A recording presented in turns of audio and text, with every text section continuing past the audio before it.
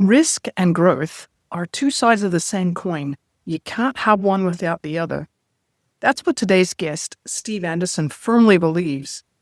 And in a world where online business feels more uncertain than ever, that perspective might be exactly what you need to hear. So are you playing it too safe in your business and actually holding yourself back from real growth? In today's episode, we're taking a look at the fascinating connection between calculated risk-taking and sustainable business success. Steve unpacks the principles behind Jeff Bezos' legendary growth strategies, showing how even solo entrepreneurs can apply the same principles that Amazon used to scale. We talk about embracing failure, making decisions with limited data, and why protecting what you have might be the very thing keeping you stuck. Steve Anderson is an expert in strategic risk and business growth. As the author of the Bezos Letters, he's analyzed 21 principles that fueled Amazon's explosive rise. And today, he shares how these insights can be a game changer for online entrepreneurs navigating today's digital landscape.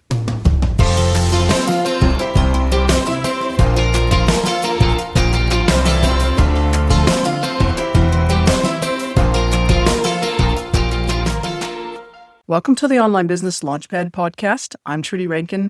And this podcast is for business owners who want to hear what other business owners have to say about the problems and challenges they've overcome to get to success. I've been running my own online business for over 10 years now. And because of what I've learned, I've become passionate about helping business owners like you successfully tackle the bumps in the road that could stop you from hitting the goals that matter to you. I've used my experience and the experience of others to help hundreds of people grow the online side of their business.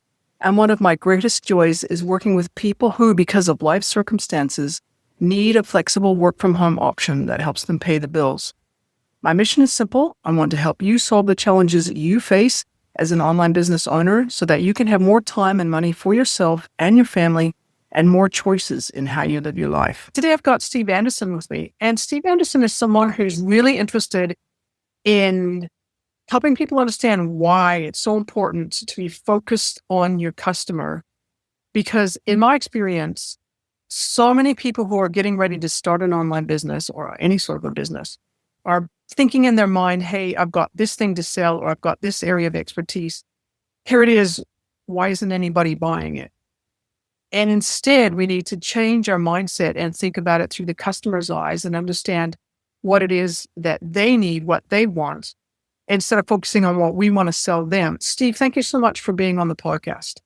Oh, Trudy, thanks for having me. I look forward to our conversation. And so as usual, we usually like to start by getting our guests to just talk a little bit about who you are, what's your background story, how has it brought you to what you do today? Really, background industry is insurance and technology. Long story there. I won't go into all of it, but I did work at an independent insurance agency selling insurance to both individuals and businesses.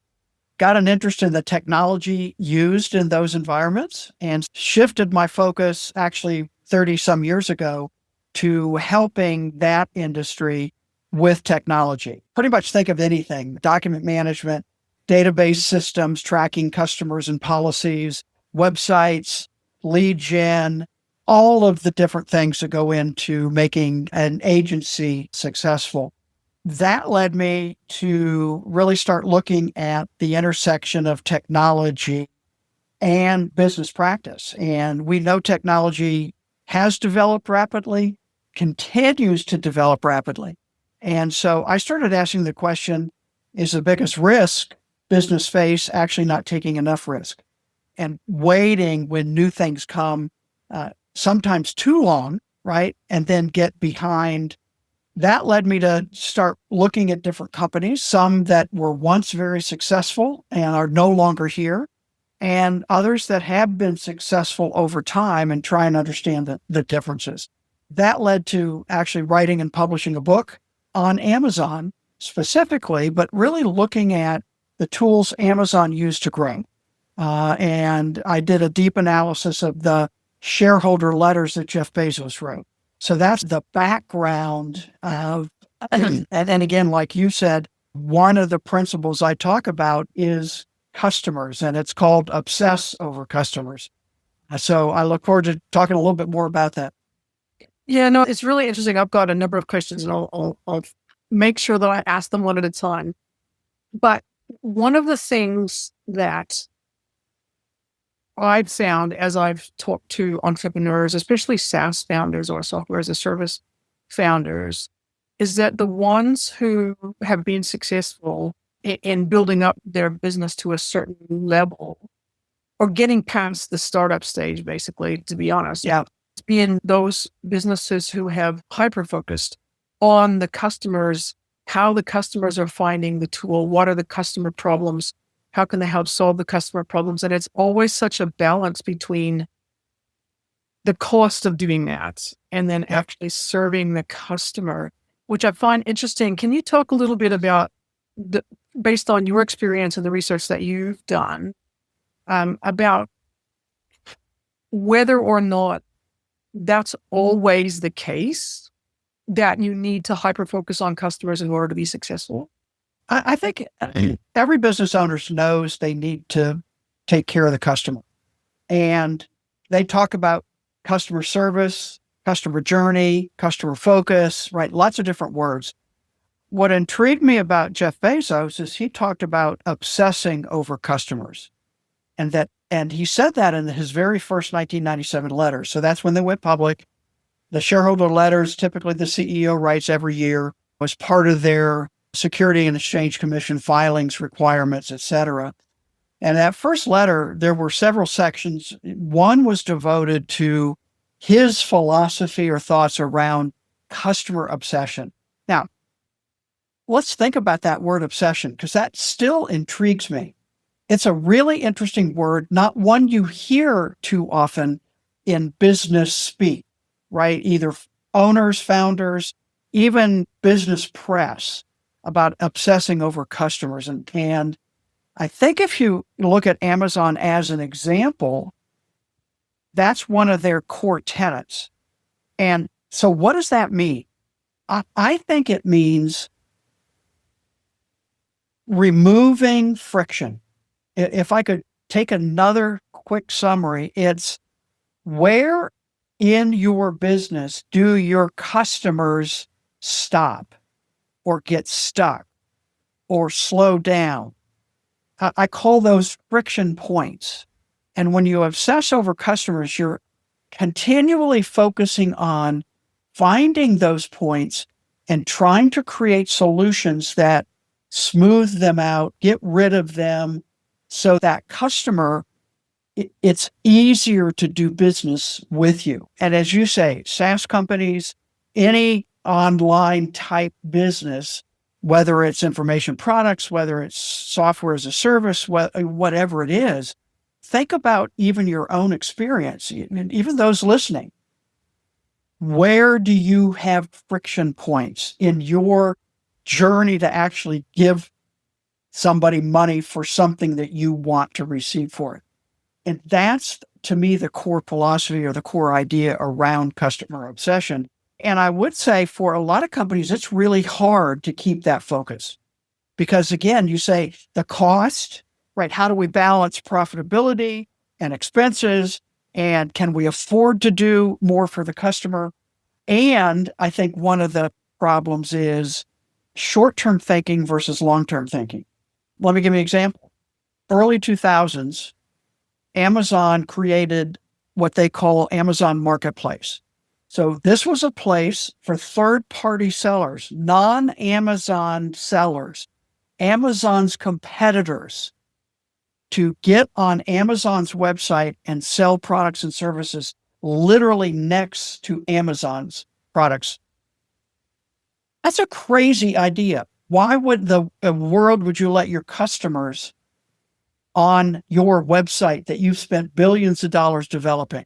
I think there are a couple reasons. And the primary one for Bezos was if a third-party seller has a product that we are out of stock, that's better for the customer. If they have a price that's lower than what we can offer, that's better for the customer. And if it's better for the customer, it will ultimately be better for Amazon. but that's a bit of customer obsession, long-term thinking. There are a couple factors that go into that mindset of obsessive focus on the customers. It's interesting because earlier we were talking and I was saying that I'm not an e-commerce expert by any stretch of the imagination, but I do have family members who are very much involved with buying and selling and using a number of different platforms, including Amazon. And it's interesting to hear their opinions about what Amazon's doing, how it's operating. And I find it fascinating because there's this sense, based on a very small sample size, I must Yes, say, I agree. that there's a sense that Amazon might be there for the customers, but they're not necessarily there, as you said, they're potential competitors because Amazon has this habit of setting themselves up in competition to some of the stuff that gets sold on their website. And so interesting to me where you start to find that balance between making it possible to serve the customer by having better pricing, better choices, more choices, and then making people so grumpy and unhappy that your competitors leave because they can't be successful on your platform. Any thoughts on that? Yeah. Hey, before we jump back into today's episode, I want to quickly talk to those of you who've poured your heart and soul into writing a book or a manuscript, but you haven't quite taken that next step. Maybe you've hesitated because self-publishing seems overwhelming, or you're worried it won't look professional enough.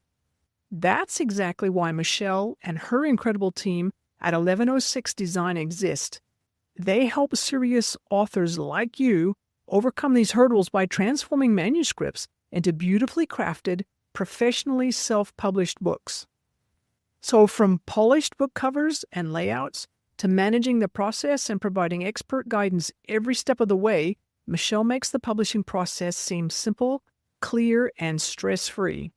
So if you're ready to finally get your book out into the world looking every bit as professional as your writing deserves, visit onlinebusinessliftoff.com/self-publish.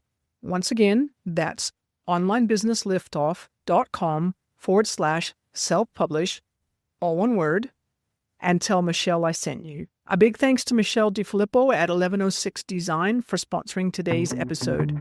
Okay, now let's get right back into our conversation. And I think that's interesting. Again, part of what Amazon did is they charge a fee to be there. They charge a fee for fulfillment, for warehouse storage, for lots of things. And business owners are free not to be on Amazon. They can choose if they want to do something else. And so that's an interesting tug of war. And for Amazon, even today, it really is if it's better for the customer. And I think you're right. They don't focus on their third-party sellers. They try and help them, but it's in service of helping them help their customers. And if a third-party seller doesn't meet their standards of customer service, they're gone. They won't tolerate less than what they consider to be the best. And so that's, I think, some of the grumbling is they're very exacting and very particular about how their customers are treated. And not everybody's going to like that. Yeah, no, that's exactly right. So it's just an interesting and challenging thing to be thinking about. And once again, it comes back to balance and that sort of natural tension that exists that you're always walking a tightrope between one side and the other. I want to come back to what you were started to talk about a little bit earlier, and that is this whole process of researching something to the depth that you can then turn around and write a book about it. Can you just tell people what the name of your book is, and then just talk us through that process of creating that book? Sure. So the book is called The Bezos Letters, 14 Principles to Grow Your Business Like Amazon. And I always want to say at that point, a lot of small business owners especially go, I'm not Amazon. I'm not going to be Amazon. There probably isn't going to be another Amazon for at least a while. And you can learn from how they did it and what applies to your business. So everything Amazon doesn't necessarily apply, but are there things that do? It really started with that question about risk taking and business growth. And coming out of the insurance industry, it really is counterintuitive to say we need to take more risk because everything we do in insurance is exactly the opposite. We mitigate risk, we transfer risk is not a good thing. Except in technology and business development, I think you have to take risks. You are going to take risks. Are they smart risks or not? Are they strategic risks or not? And what I came to realize is Bezos, I call him in the book the master of risk because how he uses risk strategically to grow. And he made crazy ideas, crazy bets. Some worked. Enough worked to make up for what didn't work. And so it really was that research coming across the shareholder letters, which I have read one or two when they came out. People talked about them. But I literally sat down and got every shareholder letter that was published to that, whatever that date was, and read them through as a narrative. And I realized there were threads through the letters that Bezos talked about what Amazon did in those letters. But I think more importantly for him and for those that want to learn, he talked about how they did things. What are the things, the mindsets, the things they put in place at Amazon that did allow them to grow from literally a garage in Bellevue, Washington to a worldwide 1.3 million employee massive firm.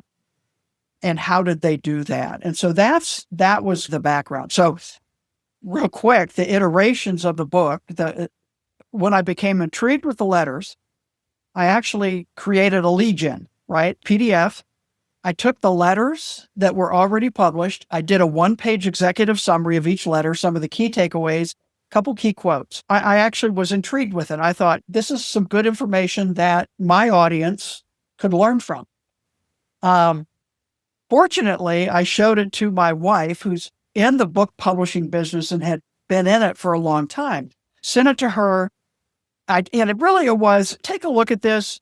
Are there any edits or some glaring areas? Just give me some feedback on, I want this to be the best it can be.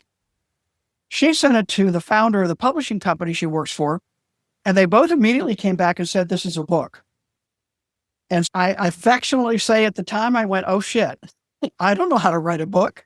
And I've been writing my entire career, but a 1,000 or 1,500 word article is way different from a 65,000 word book.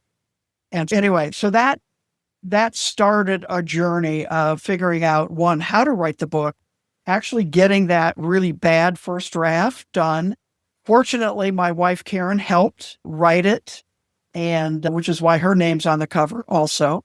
And it was published in the fall of 2019, right before the pandemic.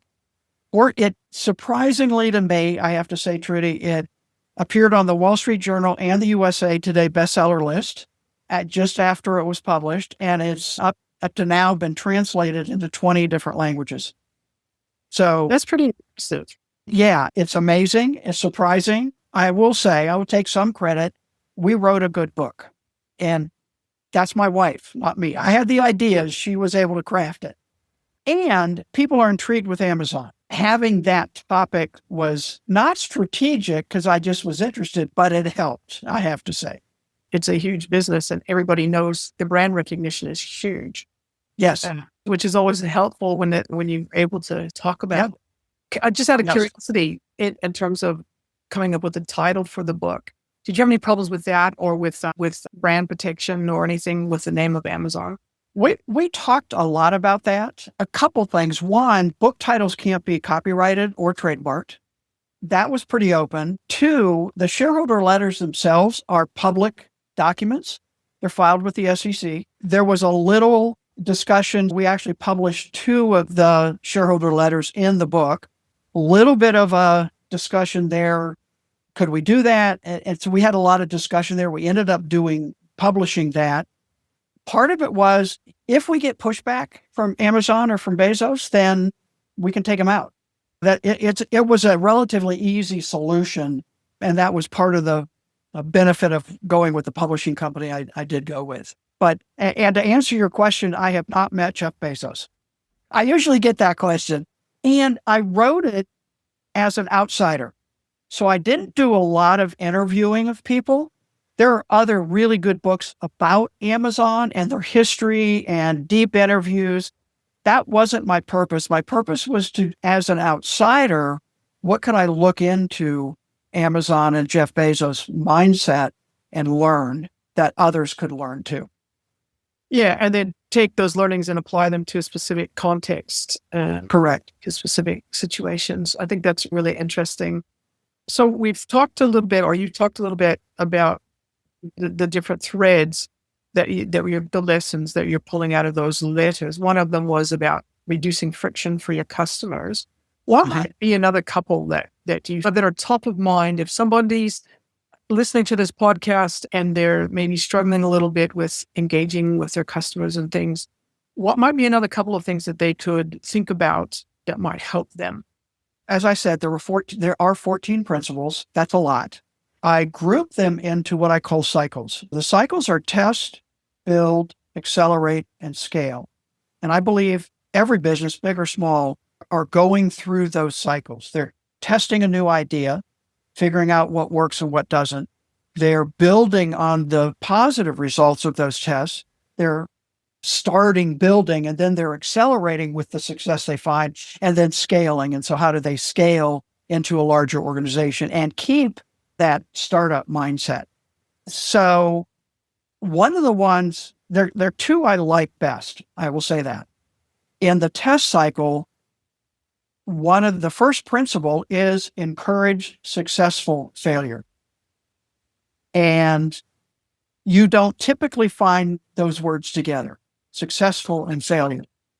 And the idea here is that Bezos was very much a supporter and encourager of experimentation, because he said, you have to experiment in order to invent. And an experiment by its very nature means you could fail. If you are going to do an experiment and you know it's going to work, it's not an experiment, right? So you have to be willing to suffer losses, but learn from them.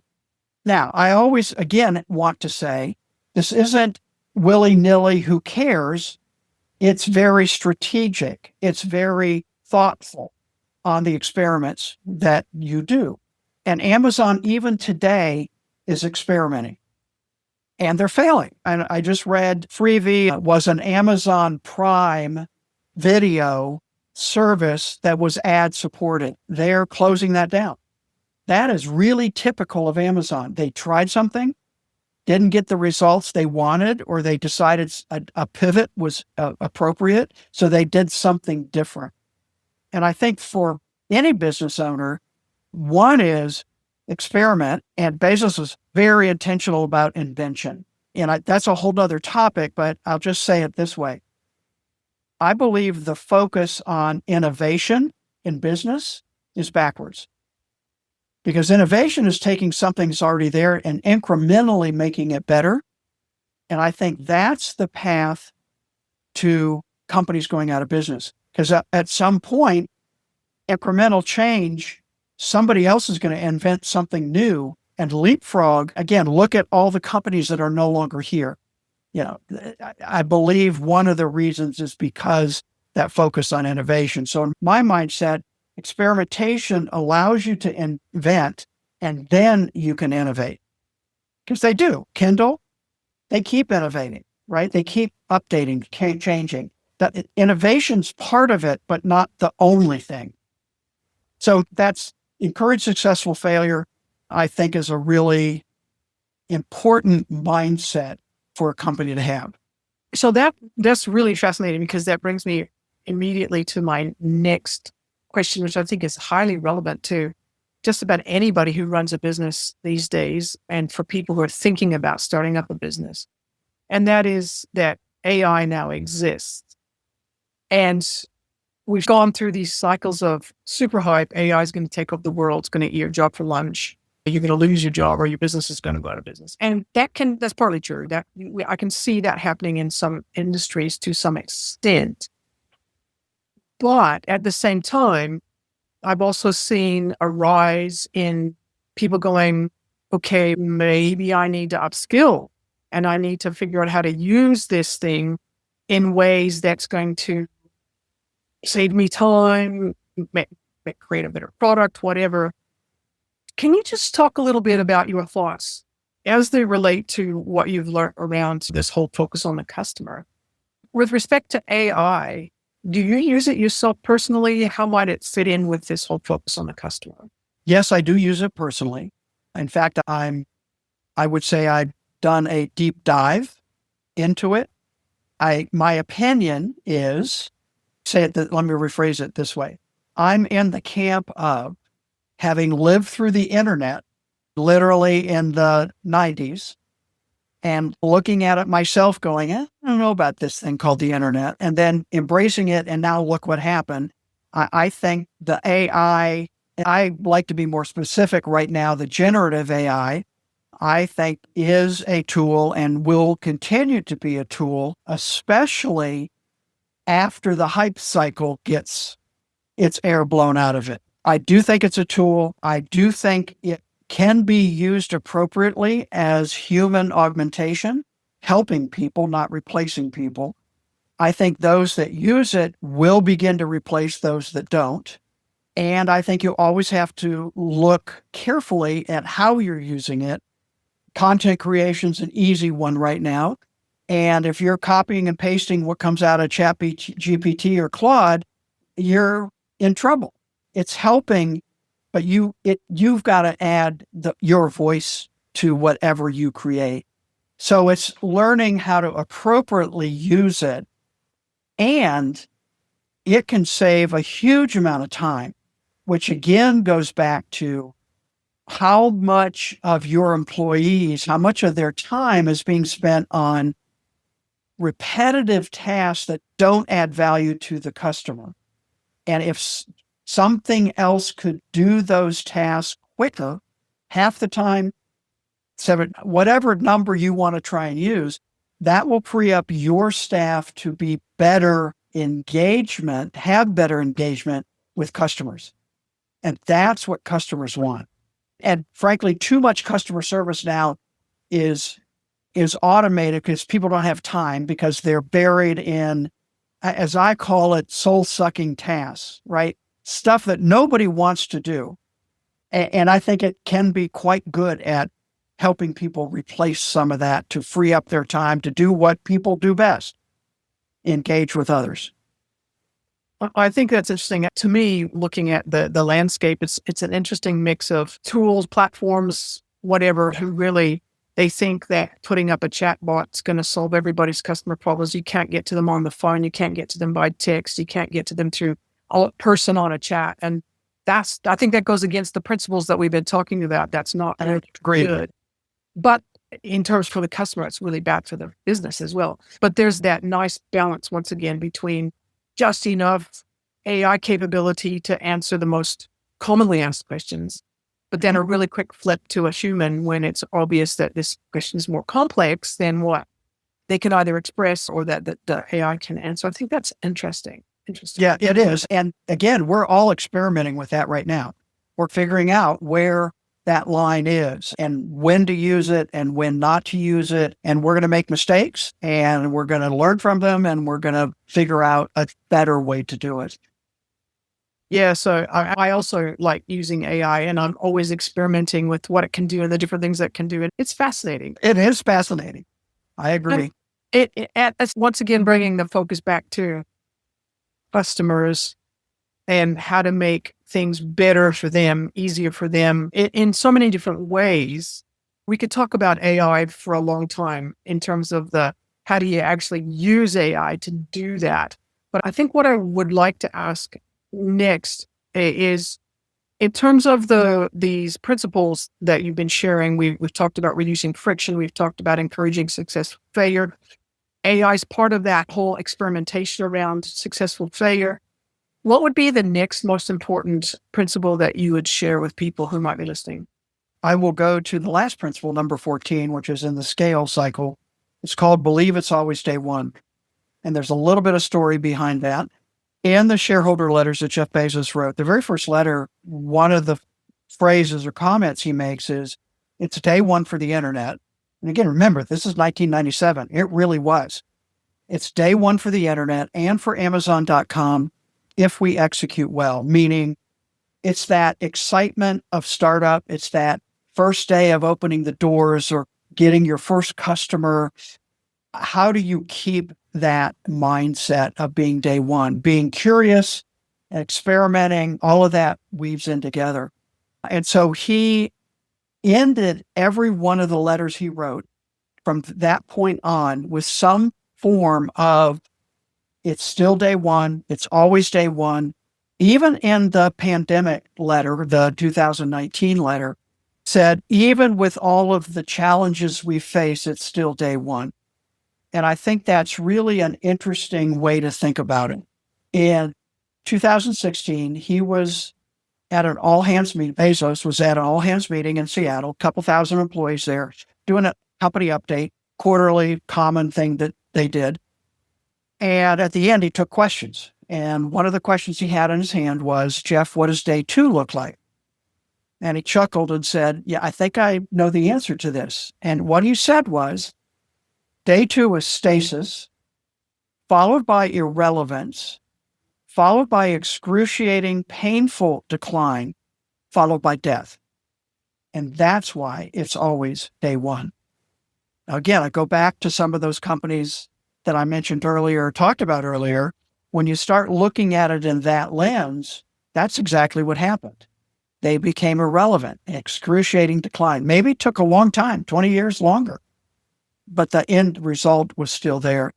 And we probably don't have time, but I will say he wrote about this in the 2016 letter, gave that example, and he said, but I'm more interested in how you fend off day two.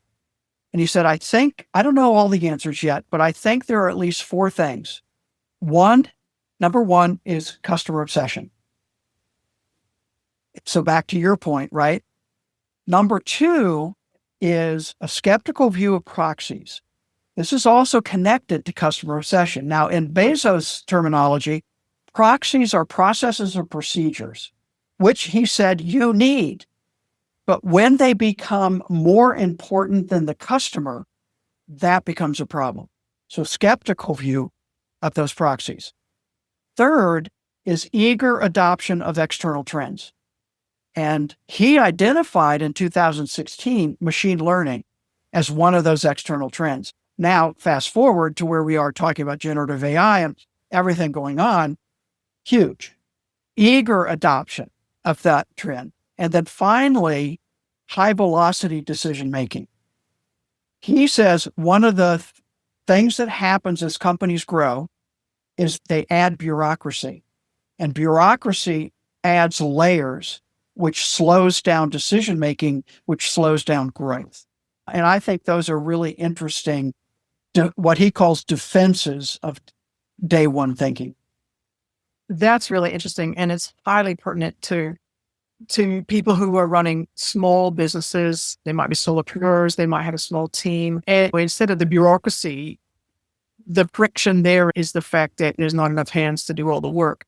Everybody's always time poor, too much to do, too many things to do, too many hats to wear, not enough time to do everything. And so I would be interested in your thoughts on how a small business owner might go, absolutely, I agree 100% with what you're saying, with what Jeff Bezos is saying.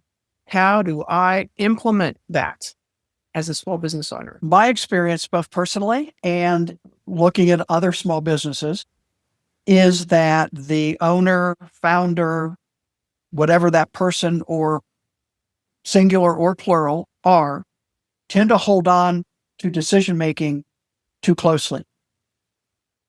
I started it, I make the decisions, and so they become the restriction for getting things done versus hiring quality people and giving them the permission to experiment and fail. and have a line in the book, and I still believe this. I think employees aren't afraid of failure. They are afraid of the consequences of failure, right? And again, that's a culture that you can build. So a lot of times those small business owners, even as they start growing and they get to a point where they can't have the same relationship with every employee that they used to, right? And now they have to rely on decision-making and things, and they're still trying to hold on. And I would say, and it's really hard, okay? I'm proof of that. It's really hard, but giving up some of that control, not all of it, because you're still the owner, you're still responsible, and realizing that every decision is not consequential. There are a lot of decisions that can be reversed. If they make a bad decision, okay, let's reverse it. Some decisions can't be. And those are the decisions the owner needs to make. But those decisions are few and far between. I think that's spot on. That is absolutely 100% true. Steve, it's been really fascinating talking with you. If people were interested in either learning more about you or getting in touch with you, or maybe even getting your book, where's the best place for them to go to get in touch with you, and second, to get your book? Get in touch with me. LinkedIn is my primary platform that I use. So you should be able to, Steve Anderson Insurance or Steve Anderson Bezos should pull me up out of the millions that are there. The book is available on Amazon, as you might suspect. And the book website, which has some other resources, is thebezosletters.com. Okay, thank you for that. I'll put those in the show notes so that people can find them if they're interested. So much. It's been fantastic talking to you. Trudy, thanks for having me. I appreciate it. Okay, so how's that for a mindset shift? I hope Steve's take on risk and growth gave you some serious food for thought, because it's easy to get stuck in the play it safe trap. But as we heard today, embracing uncertainty might just be the key to unlocking the gate to the next step up in your business. If you got value from today's episode, would you take a moment to subscribe, maybe even leave a review? Your feedback helps other online business owners discover this podcast and make smarter, more courageous moves in their own journey. And if you had an aha moment, I'd love to hear about it. Come find me on LinkedIn or head over to onlinebusinessliftoff.com/newsletter, and let's keep the conversation going. And I'll see you next time on the Online Business Launchpad podcast.